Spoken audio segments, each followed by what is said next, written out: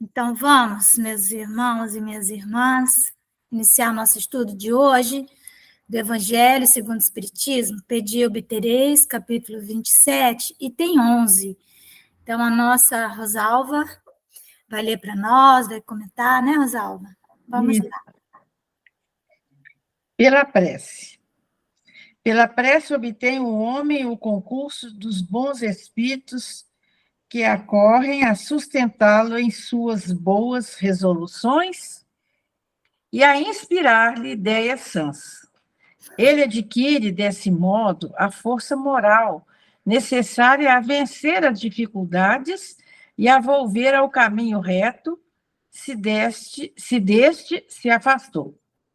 Por esse meio, pode também desviar de si os males que atrairia pelas suas próprias faltas. Um homem, por exemplo, vê arruinada a sua saúde, em consequência de excessos a que se entregou, e arrasta até o termo de seus dias. Uma vida de sofrimento. Terá ele o direito de queixar-se se não obtiver a cura que deseja? Não, pois que houvera podido encontrar na prece a força de resistir às tentações. Então, é através da prece que a gente aproxima de Deus e vence as nossas dificuldades. A gente se resguarda, a gente se blinda. Pode olhar que quando a gente está com um problema só um minutinho, por favor.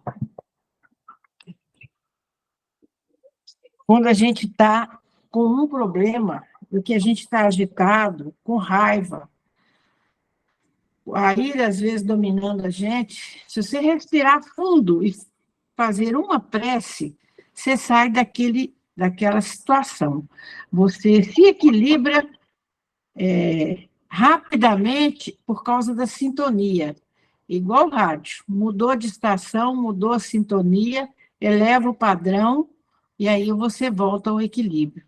Por isso a necessidade da prece, como se fosse um remédio homeopático. A todo instante a gente tem que lembrar de Deus, sintonizar com o alto, com a espiritualidade superior, porque nós estamos sendo agredidos de todas as formas. Espiritualmente, o nosso planeta está passando por uma transição e as trevas estão rondando. Então, a gente tem que se blindar. E se blinda através da prece. Dando continuidade. Se, em duas partes, se dividirem os males da vida, uma constituída dos que o homem não pôde evitar, e a outra das tribulações de que ele se constituiu a causa primária, pela sua incúria ou pelos seus excessos. Ver-se-á que a segunda, em quantidade, excede de muito a primeira. Faz-se, portanto, evidente que o homem é o autor da maior parte de suas aflições, as quais se pouparia se sempre obrasse com sabedoria e prudência.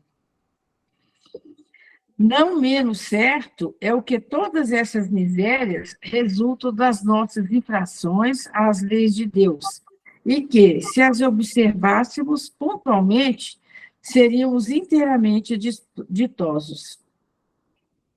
Se não ultrapassássemos o limite do necessário na satisfação das nossas necessidades, não apanharíamos as enfermidades que resultam dos excessos, nem experimentaríamos as vicissitudes que as doenças acarretam. Quantas doenças que nós buscamos com as nossas mãos, pelos nossos excessos. Excesso na comida, na bebida, às vezes até excesso no trabalho. Às vezes a gente sobrecarrega o corpo além do que as forças dão conta. Então, nós somos os artífices do nosso destino. Nós é que buscamos a doença, como também nós buscamos a cura para o nosso espírito.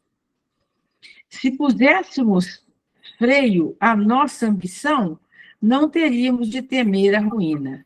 Se não quiséssemos subir mais alto do que podemos, não teríamos de recear a queda. Se fôssemos humildes, não sofreríamos as decepções do orgulho abatido. Se praticássemos a lei de caridade, não seríamos maldizentes, nem invejosos, nem ciosos, e evitaríamos as disputas e dissensões. Se mal a ninguém fizéssemos, não houvéramos de temer as vinganças. Admitamos que o homem nada possa com relação aos outros males, que toda prece lhe seja inútil para livrar-se deles. Já não seria muito o ter a possibilidade de ficar isento de todos os que decorrem de sua maneira de proceder? Ora, aqui, facilmente se concebe a ação da prece, visto ter por efeito atrair a salutar inspiração dos espíritos bons, granjear deles força para resistir aos maus pensamentos, cuja realização nos pode ser funesta. Nesse caso, o que eles fazem não é afastar de nós o mal, porém, sim, desviar-nos a nós do mau pensamento, que nos pode causar danos. Eles em nada obstam ao cumprimento dos decretos de Deus, nem suspendem o curso das leis da natureza. Apenas evitam que as infringamos, dirigindo o nosso livre-arbítrio. Agem, contudo, a nossa revelia, de maneira imperceptível, para nos não subjugar à vontade. O homem se acha, então, na posição de um que solicita bons conselhos e os põe em prática, mas conservando a liberdade de segui-los ou não. Quer Deus que seja assim, para aquele que tem a responsabilidade dos seus atos e o mérito da escolha entre o bem e o mal. É isso que o homem pode estar sempre certo de receber, se o pedir com fervor, sendo, pois, a isso que se podem, sobretudo, aplicar a essas palavras: pedi e obtereis. Agora, esse obtereis é desde que você esteja na sintonia do bem, você esteja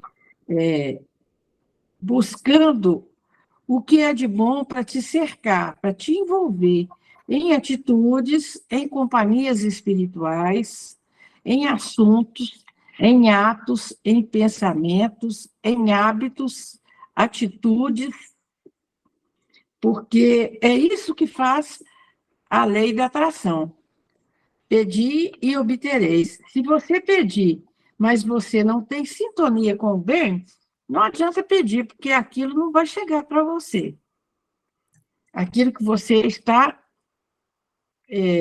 buscando.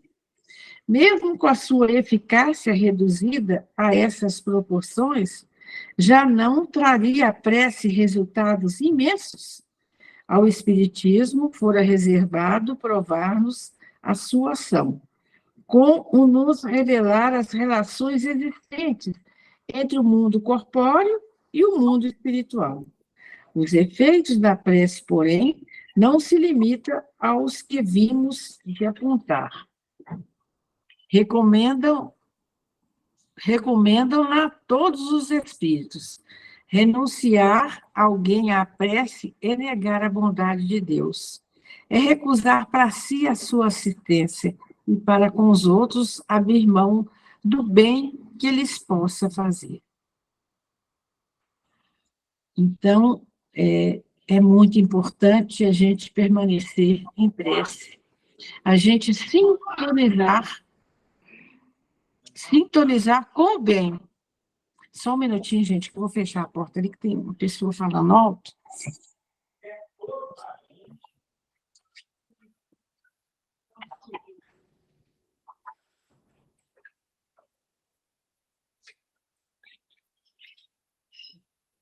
Desculpa aí, mas o povo aqui fala alto. Ascendendo ao ao pedido que se lhe faz, Deus muitas vezes objetiva recompensar a intenção, o devotamento e a fé daquele que ora. Daí decorre que a prece do homem de bem tem mais merecimento aos olhos de Deus e sempre mais eficácia. Porquanto o homem vicioso e mau não pode orar com o fervor e a confiança que somente nasce do sentimento da verdadeira piedade. Do coração do egoísta, do daquele que apenas de lábios ora, unicamente saem palavras, nunca os ímpetos de caridade que dão à prece todo o seu poder. Tão claramente isso se compreende que, por um movimento instintivo, quem se quer recomendar as preces de outro, e falo de preferências daquele cujo proceder sente-se há de ser mais agradável a Deus, pois que são mais prontamente ouvidos. Porque tem muita gente também que pede para os outros orar por ele, né? Ora para mim lá e tal, mas ele não quer entrar em comunhão com Deus. Ele mesmo é que tem que buscar Deus. Quer dizer, a oração sempre é bem-vinda. Mas ele mesmo tem que buscar Deus, sintonizar com o alto, abrir o seu coração, porque aí ele sai daquela sintonia do sofrimento, da obsessão, da angústia, e sintoniza com o plano superior. Por exercer a prece como ação magnética, poder-se-ia supor que seu efeito depende da força fluídica. Assim, entretanto, não é. Exercendo sobre os homens essa ação, os espíritos, em sendo preciso, supre a insuficiência daquele que ora, ou agindo diretamente em seu nome, ou dando-lhe momentaneamente uma força excepcional, quando o julgam digno dessa graça, ou que ela lhe pode ser proveitosa. Então, quer dizer que nem sempre a gente é merecedor de uma ajuda, mas por bondade superior, nós somos atendidos. Então, é aí que desperta o hábito da oração. Então, né, Rosa? Não sei se vocês se lembram, no livro Os Mensageiros, quem leu, André Luiz, tem um capítulo que se chama Prece de Ismalha, né?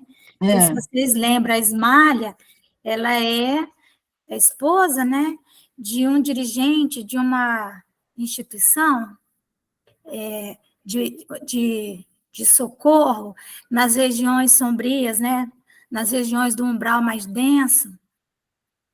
E ele está ali, na verdade,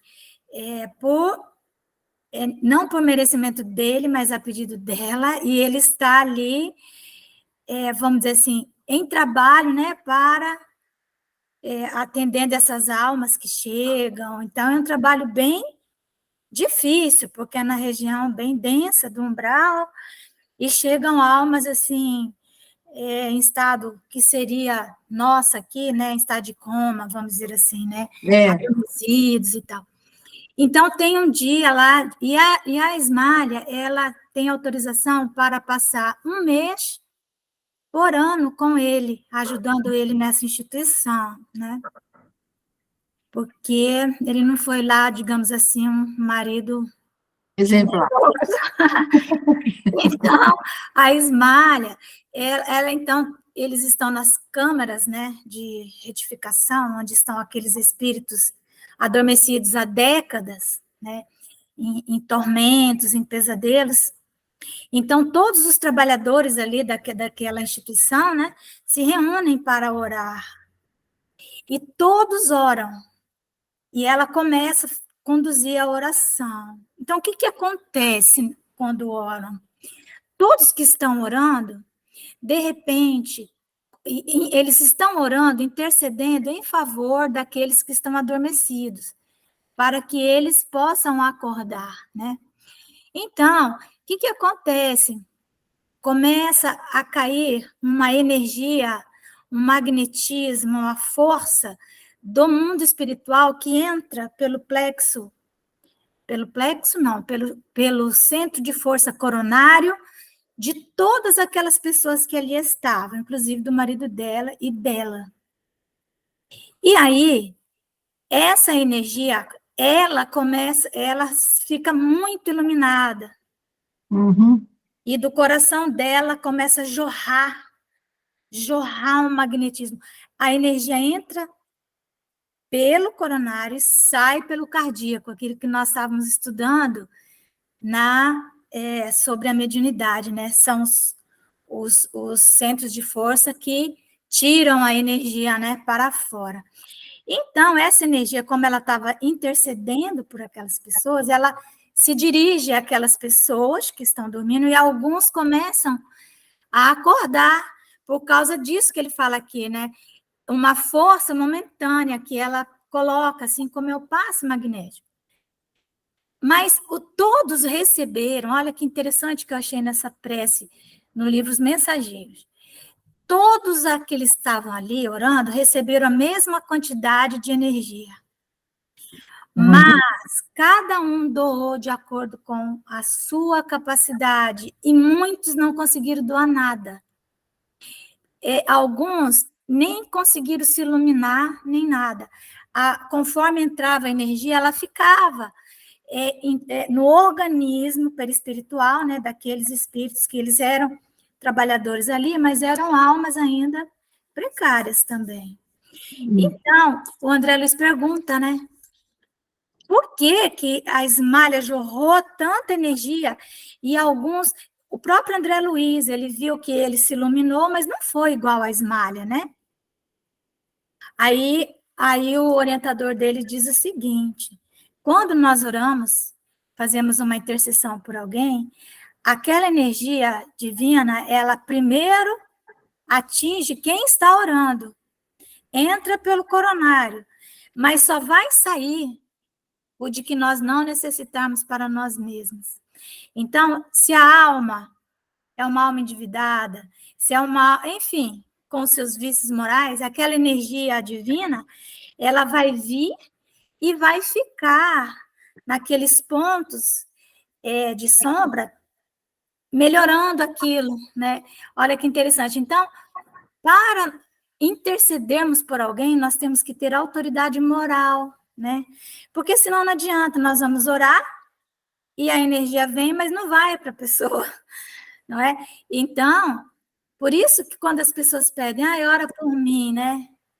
Pois é, eu vou orar por você, mas eu acho melhor você mesmo orar, porque eu não sei nem qual é o seu problema. Às vezes, no seu problema não tem autoridade moral, né? Vai saber qual é o problema. Ô, Ivone, fala, amor. Não, desculpa, fui atropelo aqui, gente, perdão, viu? Perdoada. Continua, Rosa. Temos 10 minutinhos. Eu não sei nem onde é que eu parei. Deixa eu ver. Então, vou continuando, 14. Por exercer a prece como ação magnética, poder-se-ia supor que o seu efeito depende da força fluídica. Já li isso, mas vou repetir. Assim, entretanto, não é. Exercendo sobre os homens essa ação, os espíritos, em sendo preciso, suprem a insuficiência daquele que ora, ou agindo diretamente em seu nome, ou dando-lhe momentaneamente uma força excepcional quando o julgam digno dessa graça ou que ela lhe pode ser proveitosa. O homem que não se considere suficientemente bom para exercer salutar influência não deve, por isso, abster-se de orar a bem de outrem, com a ideia de que não é digno de ser escutado. A consciência da sua inferioridade constitui uma prova de humildade. Quer dizer, falar, não, eu não sou ninguém para orar por você. Não, mas tem que fazer a oração, porque se você já se considera imperfeito, você já está tendo humildade dessa observação, né, dessa consciência. Pelo menos a energia virá para ele, né? E os pelo outros... menos ele vai receber. E o que vai acontecer? Né? Eu sempre falo isso. Realmente eu não tenho autoridade moral para rezar para tal pessoa, tá? Mas os espíritos do entorno vão ouvir, vão anotar, provavelmente vão lá, né, no endereço que a gente está falando, ver a pessoa. Então, outros com autoridade moral vão interceder, né? Então, nenhuma prece perde, né, Márcia? Não, nenhuma. Pode ser que, igual eu estou falando, que a gente está orando pela pessoa e não sai nada de nós, porque não temos nada para dar, a gente só dá aquilo que a gente tem, né? Mas vai ser bom para nós, aquele que ora sempre é bom. E por isso, porque outros espíritos ouvirão aquela prece e poderão fazer por nós o que nós não temos condições de fazer. Exato. A consciência de sua inferioridade constitui uma prova de humildade. Grata sempre a Deus, que leva em conta a intenção caridosa que o anima. Seu fervor e sua confiança são um primeiro passo para a sua conversão ao bem, conversão que os espíritos bons se sentem ditosos em incentivar. Repelida, só o é a prece do orgulhoso que deposita fé no seu poder e nos seus merecimentos, e acredita ser-lhe possível sobrepor-se à vontade do Eterno. Está no pensamento o poder da prece, que por nada depende nem das palavras, nem do lugar, nem do momento em que seja feita. Quer dizer, a qualquer lugar você pode elevar o seu pensamento a Deus, fazer a sua rogativa, porque você está sempre cercado de testemunhas. Pode-se, portanto, orar em toda parte e a qualquer hora, a sós ou em comum. A influência do lugar ou do tempo só se faz sentir nas circunstâncias que favoreçam o recolhimento. A prece em comum tem ação mais poderosa quando todos os que oram se associam de coração a um mesmo pensamento e colimam o mesmo objetivo. Porquanto é como se muitos clamassem juntos em uníssono. Rosa, então aí a gente vê a importância desses momentos, né, de nós estarmos juntos, esse uníssono aí que ele fala, né? E os espíritos dizem mais ainda, esse meio que nós estamos usando, cada um recolhido no seu próprio ambiente, evidentemente, né? Mas esse meio magnético, ele potencializa muito, essas informações que vão carregadas, né, porque não somos só nós, né, que estamos aqui. Tem os espíritos nobres também, que vão direcionando tudo isso. Então, porque antigamente você orava nas catacumbas, e tal, mas hoje nós temos depois nas igrejas, hoje nós temos essa tecnologia que nos permite, né, estarmos em nossas casas, mas ao mesmo tempo estarmos unidos pelo magnetismo, né? Exato. Então nós não podemos desprezar esses momentos, acho que eles são preciosos para nós, né?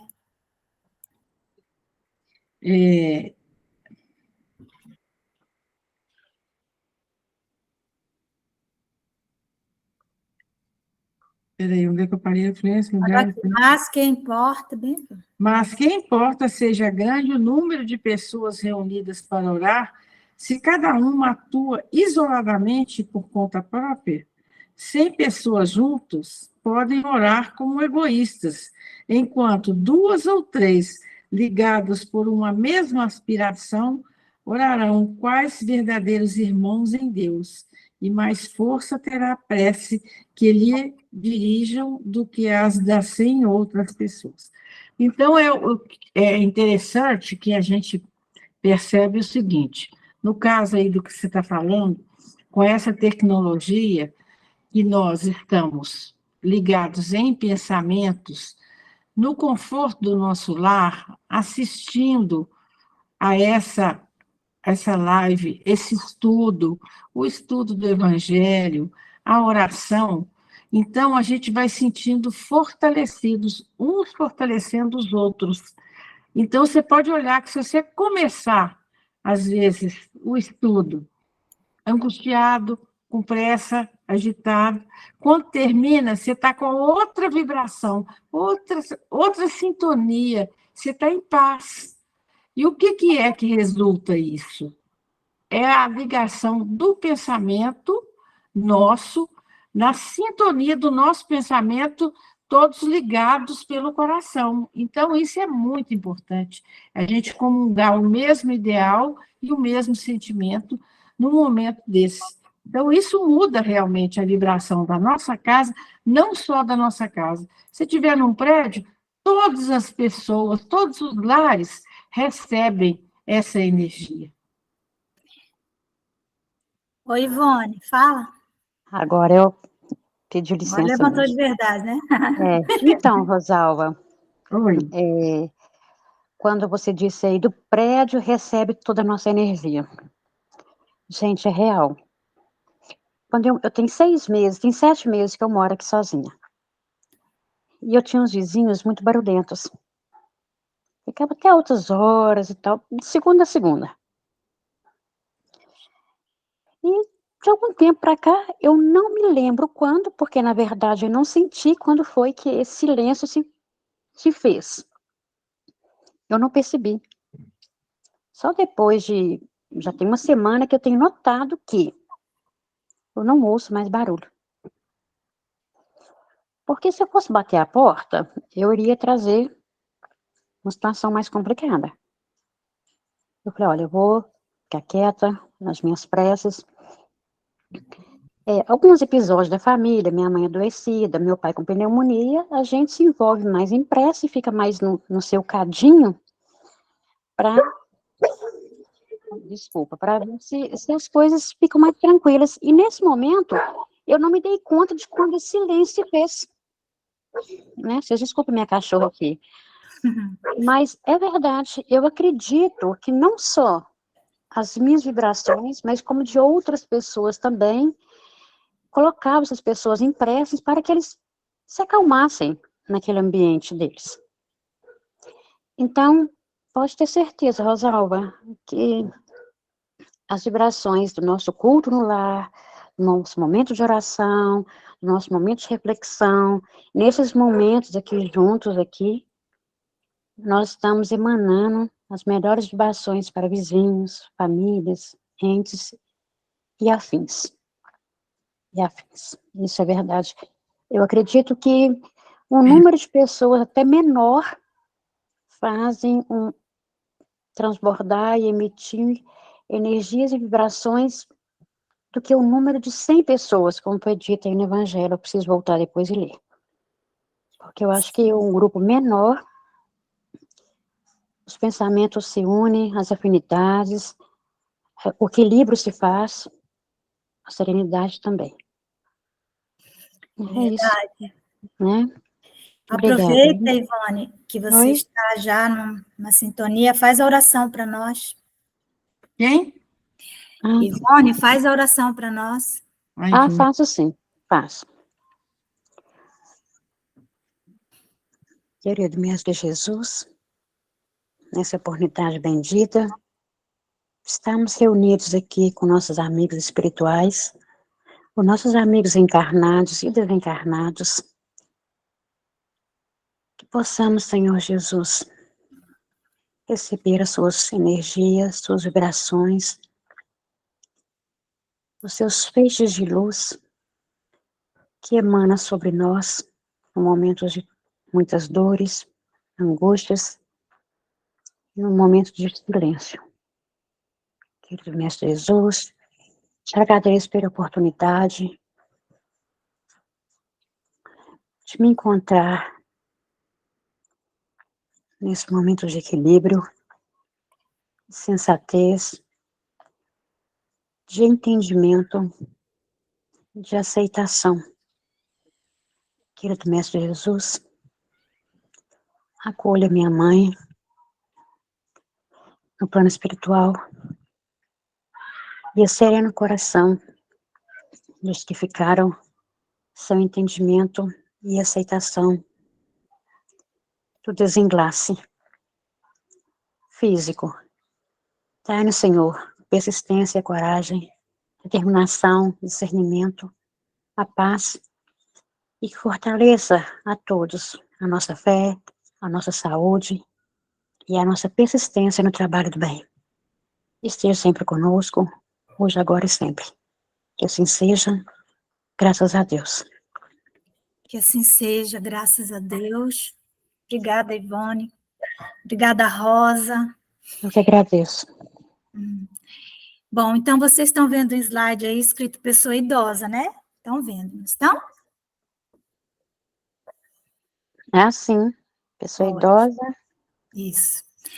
Então, na nossa reunião passada, nós estávamos vendo Cheguei sobre... nessa parte ainda não. Ah? Não cheguei Não tem nessa nada a ver parte. conosco, nada, entendeu? Aqui nós estamos lendo para a gente aprender quando a gente chegar lá na frente, entenderam? Mas É ninguém um se preparo, encaixa. né? É um preparo. É um preparo.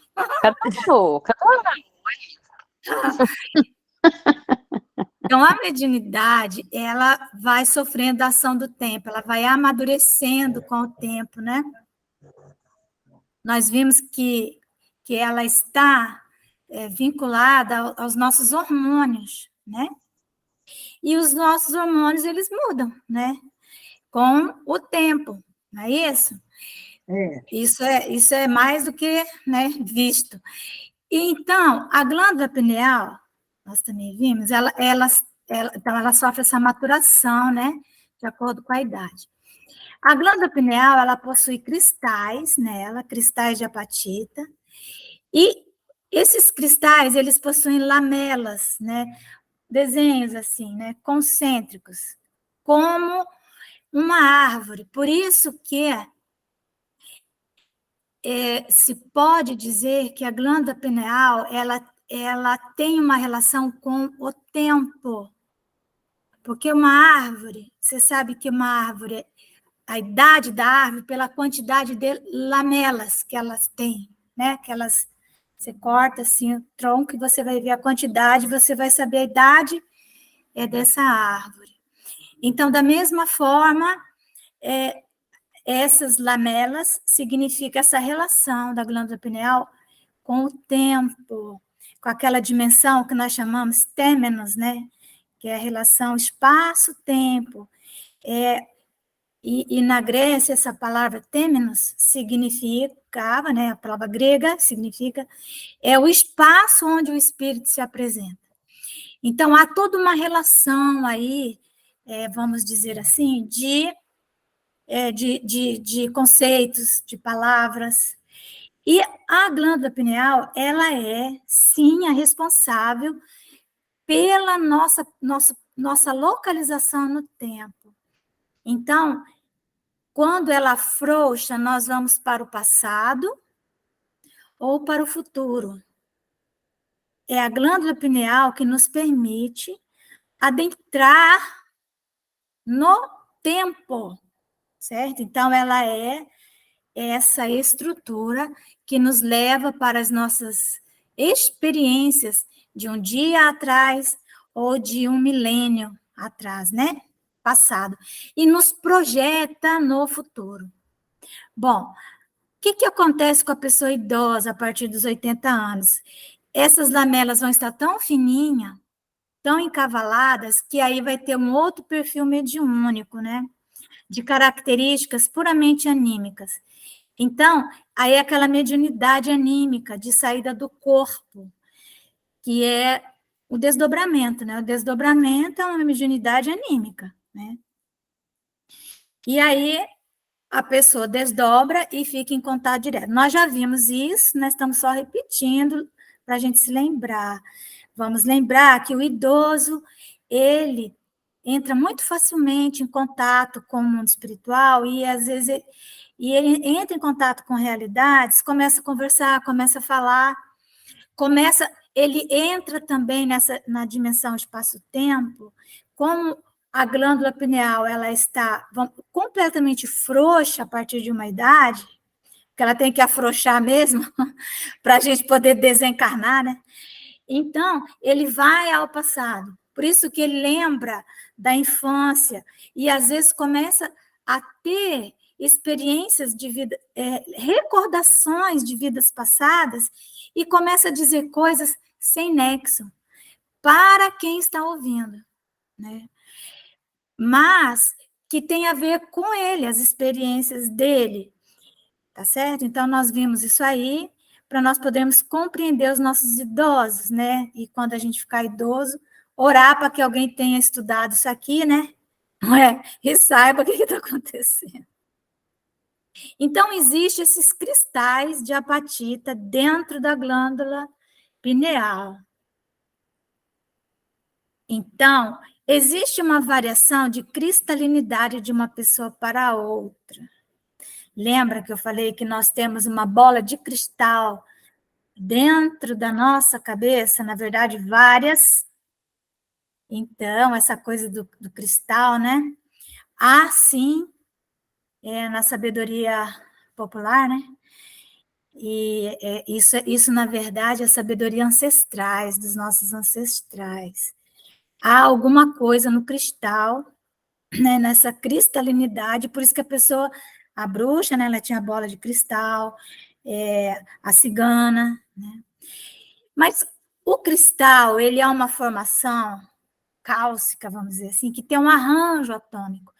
Cada cristal tem o seu próprio arranjo, não é isso? Quem de vocês já esteve em Pirenópolis, né? Vocês estão em Belo Horizonte, deve ser próximo, já devem ter estado lá, local que tem muitos cristais, eu tive uma vez lá. Alguém vai falar? Goiás? Pirinópolis, Goiás? Eu conheço, eu fui uma vez, eu fiquei tão encantada. Eu conheço, fiquei muito encantada. Ai, meu Deus, próxima lugar... vez que eu for a BH, eu vou lá em Pirinópolis, que eu estiver aí com vocês. O pessoal fala que parece com Ouro Preto, mas tem uma outra energia. Ouro Preto, para mim, Não. escravagista. Nada a ver com a energia de Pirinópolis. Amiga, Ouro Preto eu não volto nunca mais. Não sei, nós estamos gravando. Não dou conta. Pirinópolis é um lugar alto astral, de energia boa, de temperatura amena, de equilíbrio, de harmonia. Eu fui 2 vezes e antes de eu desencarnar, eu preciso voltar. Vamos voltar lá. Vou olhar os pés. Não é? Eu fui com meu irmão, inclusive meu irmão que faleceu, sabe, mais novo, ele adorava. E aí, assim, realmente, Ouro Preto, tô fora, né? Não volto mais não. Mas não dou conta de Ouro Preto. Ai, não, gente. E Sabará. Eu não dou conta. Não dou conta. De onde? Sabará. O Coral Espírita Rosalva deve ter ido conosco ao Alaor. Nós fomos para o encontro de Coral Espírita num teatro lá em Sabará. Meu Deus! Eu não conseguia sequer sair do lugar. Eu fiquei muito trêmula. Um piso que me transmitia um gelo pelos pés, alguma coisa, uma sensação muito difícil. Nada a ver, nem vou lá conhecer, nem vou, vamos lá para Pirinópolis, né, amiga? Então, gente, o cristal, nós podemos ver ao pegar o cristal, cada um tem sua cristalinidade, né?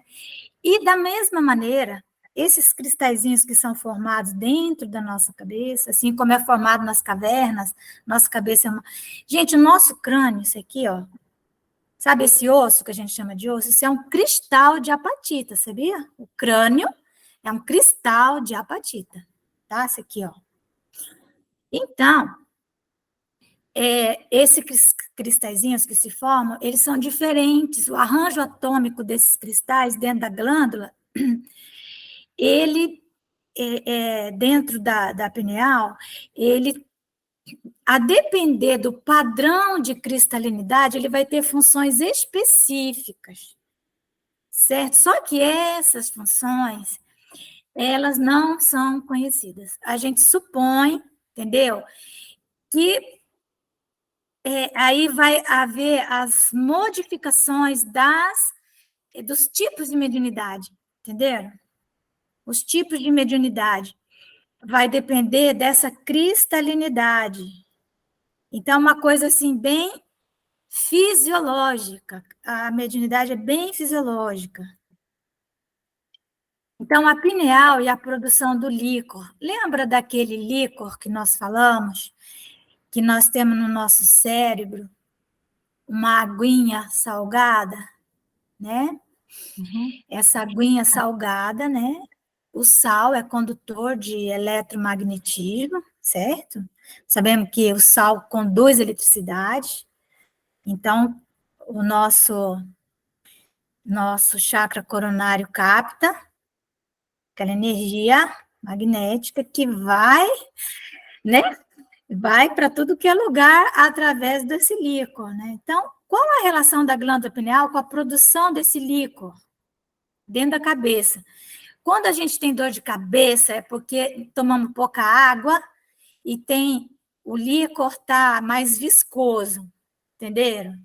Não é? Que aí fica, você vai perdendo aquele líquor e parece que vai grudando as coisas ali, vai dando dor de cabeça.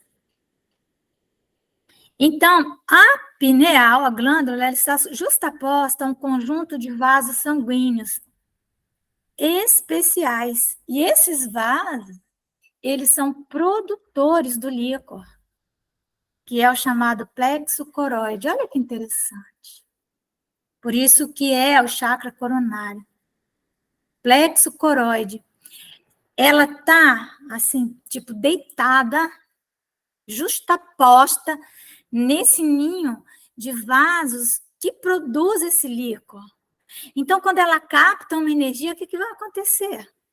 Não é para onde que vai essa energia, né? Então, há uma estreita relação entre a glândula pineal, o plexo coroide. Quando a gente fala de plexo, nós estamos falando do corpo. Quando nós falamos de chakra ou centro de força, nós estamos falando perispírito, tá bom? O plexo é aquele conjunto de nervinhos, né? Todo cheios de... Mas eles são irrigados por esses vasos sanguíneos, né? Então, há essa relação estreita. A ligação bioquímica e fisiológica da pineal com o líquor, aquela aguinha, que desce para o nosso organismo inteirinho através da nossa medula, né? É algo que merece estudo bastante aprofundado, porque serão certamente esclarecedores. Então, veja, a ciência do mundo não estudou isso ainda, né? Aqui o Dr. Sérgio Felipe estava falando numa academia, né?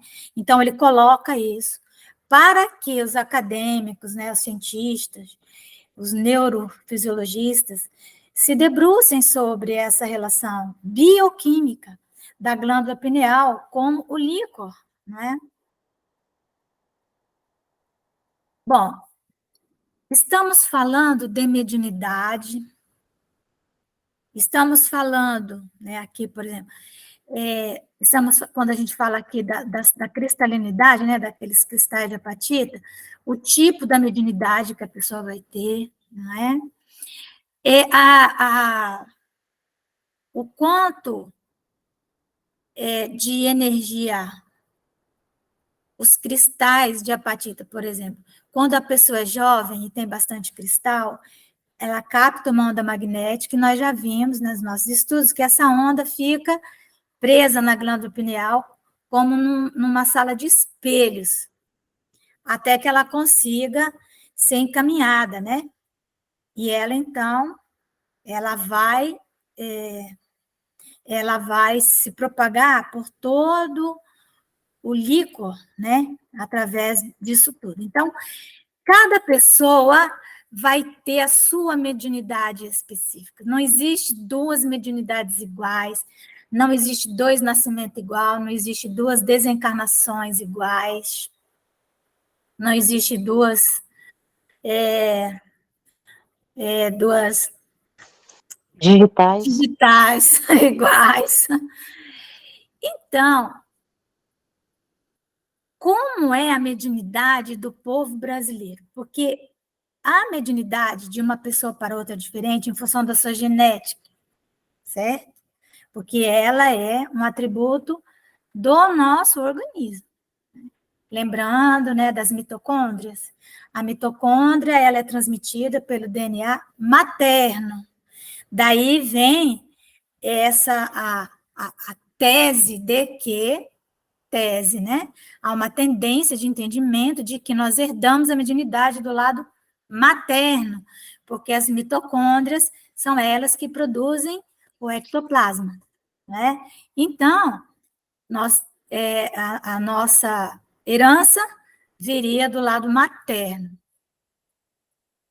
Então, qual é a formação genética do povo brasileiro para que nós possamos ter uma ideia de como é, no geral, a mediunidade do povo brasileiro? Por que que o Brasil é o coração do mundo e a pátria do Evangelho? Então, o que que nós vamos ver? Qual é a formação genética, né?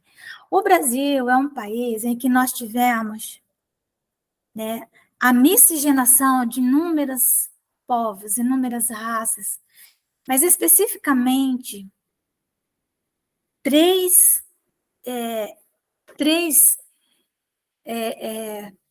espécies que têm uma genética muito própria, que ao se misturar, com certeza isso influencia na genética da mediunidade.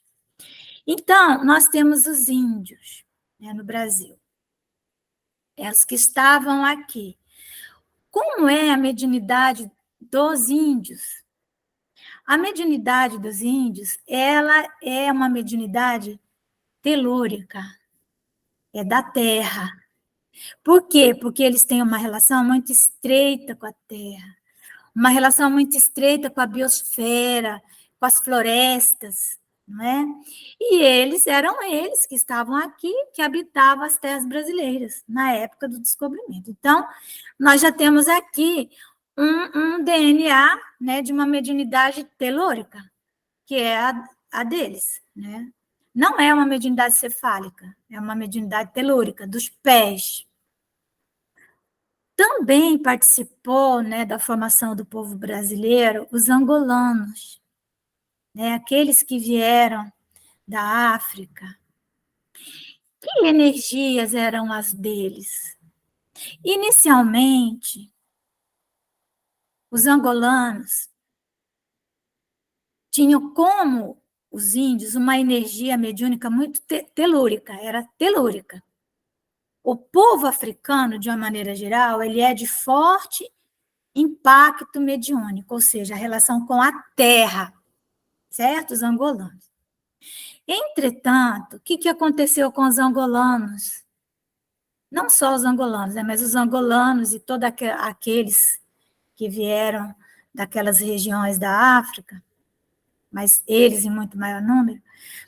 O que aconteceu com eles? Lá, eles tinham a sua relação com o divino através dos pés, através da terra, através da relação com a natureza, com as suas florestas, enfim. Só que eles foram trazidos para o Brasil sem que a vontade deles fosse sequer pensada, não é? Eles foram escravizados, eles foram caçados como animais. E então, eles saíram muito rapidamente da sua terra. A conexão mediúnica deles era com a terra. Mas eles foram transportados para o outro lado do globo. Chegaram no Brasil. E a terra deles? Então, é como se eles tivessem perdido os pés. Entenderam? Eles perderam a conexão com a terra, porque aquela terra não era a terra deles. Então, eles precisaram verter a mediunidade deles para uma função cósmica, olhar para as estrelas e lembrar do seu paraíso, das suas terras. E isso eles só podiam fazer através da imaginação, através da mediunidade cósmica, cefálica da cabeça. Vocês estão entendendo? Com isso, eles deram à mediunidade uma outra conotação, mais potente. Houve o desenvolvimento de um outro polo mediúnico, o polo telúrico, que eles trouxeram, e o cefálico, que eles tiveram que desenvolver na marra, né? E, então, nós temos essas duas formações, e depois, né, e também os portugueses. O que os portugueses trouxeram para o Brasil? Eles trouxeram Jesus, não é? Os jesuítas que vieram para o Brasil eram muito diferentes dos jesuítas de Portugal, né? Da Europa, porque os jesuítas são uma ordem, eram os espiões da igreja, certo? Os espiões da igreja. Mas não os que vieram para o Brasil. Tanto que eles vieram para o Brasil, porque eles eram considerados, vamos dizer assim, não, esse daí está dando problema para nós. Manda lá para o Brasil, entendeu? Aí veio, né, Padre Manuel da Nóbrega, não é?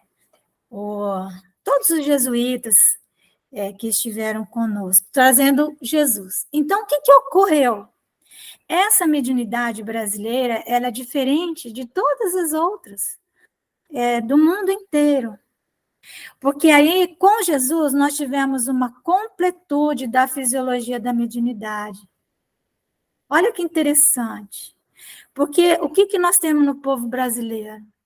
A mistura das forças telúricas do índio, das forças cósmicas do negro, né, do angolano, que foi obrigado a desenvolver essa força cósmica para ele poder se reconectar com a terra dele, e a figura de Jesus trazida pelos nossos irmãos europeus. Então, há nisso... Então, a mediunidade no Brasil, ela é diferente. Se você vai para a Europa, fala-se, sim, em relação de espíritos e relação disso, daquilo, sabe-se da comunicação, sabe-se da transmissão de energia, mas é sempre muito voltado para o lado científico e filosófico. No Brasil é que a mediunidade, ela encontra a sua completude na sua vertente religiosa. Lembrando que Allan Kardec morre, né, desencarna, 20 e poucos anos depois, já se discutia em congressos na França a razão pela qual Allan Kardec tinha feito o Evangelho segundo o Espiritismo. Porque é um povo completamente cefálico, intelectualizado, ciência, né? O iluminismo veio pela Europa, certo? Então, já se discutia se Allan Kardec não deveria ter feito isso, que deveria ter deixado só filosofia e ciência, não tinha que ter colocado religião, entenderam? Por falta dessa conexão. É quando Leon Denis vem e escreve o livro Depois da Morte. O livro Depois da Morte de Leon Denis, ele é um resumo da doutrina espírita, certo? Numa linguagem acessível às pessoas, ele mesmo fala isso, ele apresenta isso num congresso internacional, né? Apresenta o livro. No ano anterior, eles tinham discutido muito essa questão, e ele defende o lado religioso do espiritismo. E então nós vamos entender, né, que a obra de Leon Denis é uma obra que faz um resumo da doutrina espírita. Mas nós vamos estudar a doutrina espírita onde, hein? Nas obras básicas, tá?